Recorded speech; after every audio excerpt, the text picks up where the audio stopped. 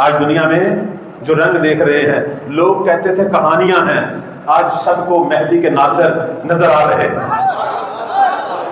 نا۔ لوگ کہتے تھے کہانیاں ہیں، کیسے ہو سکتا ہے ایک مٹھی پر جماعت زمین پر مشرق سے مغرب تک قبضہ کرے؟ لوگ یہ کہتے تھے نا۔ آج ایک مٹھی پر جماعت نے دنیا کے شیطانوں کو ذلیل و رسوا کر کے بتا دیا مہدی بھی حق ہے اور اس کے 313 بھی حق ہے۔ یہ سب کچھ اسی صف اعضاء کی بدولت ہے۔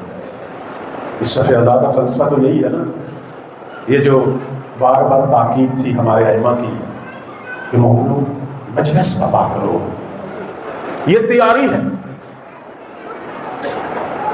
یہ تیاری ہے۔ لوگ کہتے تھے کیوں شیعہ ہر سال وہی کہانیاں سناتے ہیں؟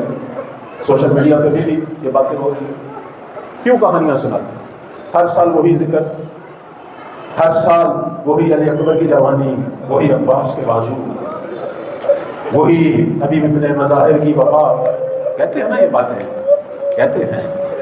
آپ سیر نہیں ہوتے ہم سیر۔ یہاں روح کی غذا ہے، یہاں حیات ہے۔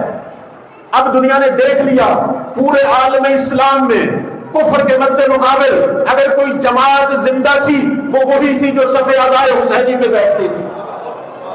عالم کفر اور شرک کے مد مقابل کون کھڑے ہوئے ہیں؟ کون کھڑے ہوئے؟ کس نے اسلام کی آبرو سنبھالی؟ پہلے تو ہمیں مناظرے کرنے پڑتے تھے، کتابیں کھولنی پڑتی تھی، اب مناظروں اور کتابوں کی ضرورت نہیں۔ عالمی سطح پر کسی مکتب کا کردار دیکھ لے، اگر کفر کی چاپلوسی کر رہا ہے اس کی بھی سمجھ آئے گی، اگر کفر کے سامنے حسینی بن کر قیام کر رہا ہے اس کی بھی سمجھ آ رہی ہے۔